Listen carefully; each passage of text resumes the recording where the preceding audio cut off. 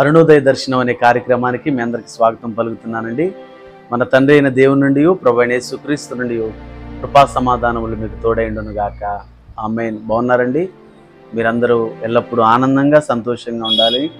దేవుని యొక్క మహాకృప మీ కుటుంబాలకు తోడై ఉండాలని మనస్ఫూర్తిగా కోరుకుంటూ ఉన్నాను. మరలా దేవుడు నాకు ఇచ్చిన యొక్క శుభప్రదమైన సమయాన్ని బట్టి దేవుణ్ణి స్తుతిస్తూ ఈ ఉదయకాల సమయన దేవుని వాగ్దానాన్ని జ్ఞాపకం చేసుకుందాం.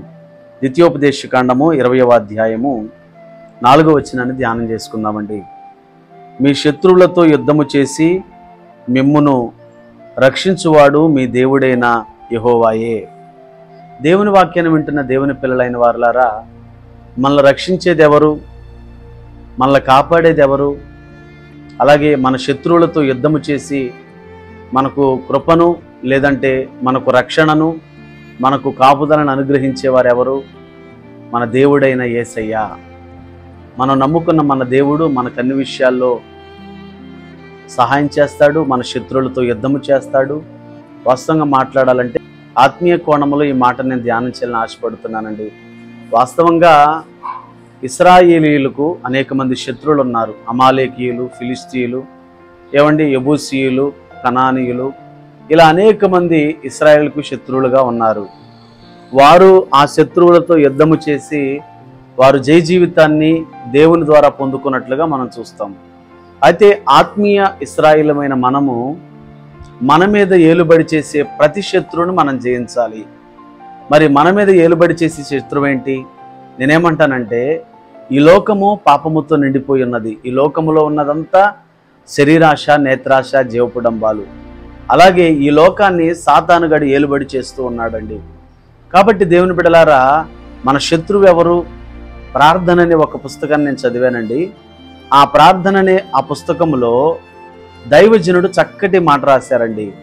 ఒక మనిషి 3 శోధించబడతాడంటండి. ఒక మనిషి 3 వల్ల శోధించబడతాడంట. ఆ 3 ఏంటంటే, ఒకటి మన శరీరం అండి, రెండవది మనం నివసిస్తున్న లోకం అండి, మూడవది సాతానండి.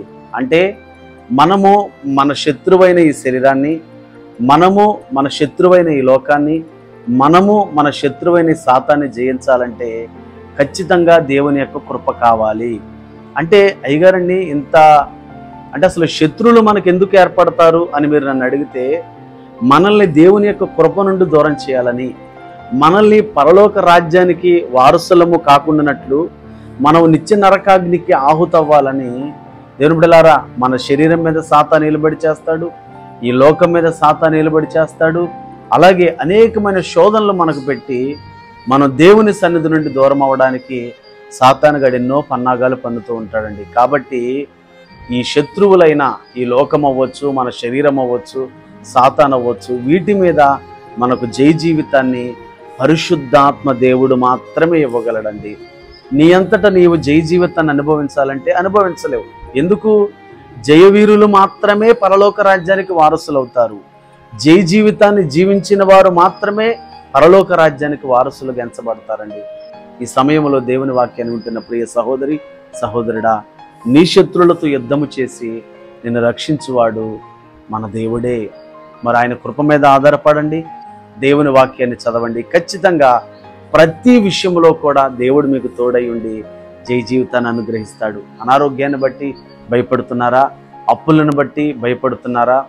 లేదంటే పిల్లలు ఇంకా సెటిల్ అవ్వలేదు, నా పిల్లల జీవితాల్లో నేను ఆశీర్వాదాన్ని చూడలేకపోతున్నాను, నా వ్యాపార విషయంలో నేను ఆశీర్వాదాన్ని చూడలేకపోతున్నాను, నా వ్యవసాయంలో నేను ఆశీర్వాదాన్ని చూడలేకపోతున్నాను, నా కుటుంబంలో అనేక రకాలైన అసమాధానకరమైన పరిస్థితులు నన్ను ఏలుబడి చేస్తున్నాయని భయపడుతున్నావా?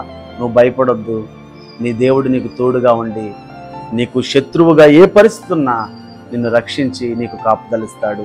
అటు రీతిగా దేవుడు మీకు ప్రతి విషయంలో తోడుగా ఉండాలని కోరుకుంటూ నా మాటలు ముగిస్తున్నాను. God bless you all. మీకోసం చిన్న ప్రార్థన చేస్తాను. పరమ తండ్రి అయిన యేసయ్య, నీ పాదములో వందనాలయ్యా. మా శత్రువులతో యుద్ధము చేసి మమ్మల్ని రక్షించు దేవుడవు నీవే ప్రభువా. కాబట్టి ఏ శ్రమ వచ్చినా, ఏ నిందొచ్చినా, ఏ బాధ వచ్చినా, ఏ బలహీనత ఏర్పడినా ప్రభా, ఈ లోకము, మా శరీరము, సాతాను మమ్మల్ని శోధించిన ప్రభా, మా పిల్లల విషయంలో, భర్త విషయంలో, భార్య విషయంలో, మా కుటుంబంలో, మా వ్యాపారంలో, మా ఉద్యోగంలో, మా వ్యవసాయంలో తండ్రి, మా స్థితిగతుల్లో ఎక్కడైనా మేము శోధించబడుతున్నా మేము ఎక్కడైనా శత్రువులతో పోరాటము చేస్తూ ఉన్నా మాకు మీరు తోడైండి నడిపించండి ప్రభా. నీకు వందనాలు. జయవీరులు మాత్రమే పరలోక రాజ్యానికి వారసులు అవుతారయ్యా. అట్రీతిగా ప్రతి చిన్న విషయంలో కూడా మాకు జయ జీవితాన్ని అనుగ్రహించి ఈ యొక్క సమయంలో ఎవరైతే దేవుని వాక్యాన్ని విన్నారో వారందరి జీవితాల్లో అద్భుతాలు జరిగించమని యేసయ్య నామములో ప్రార్థిస్తున్నాము తండ్రి. Amen. God bless you all.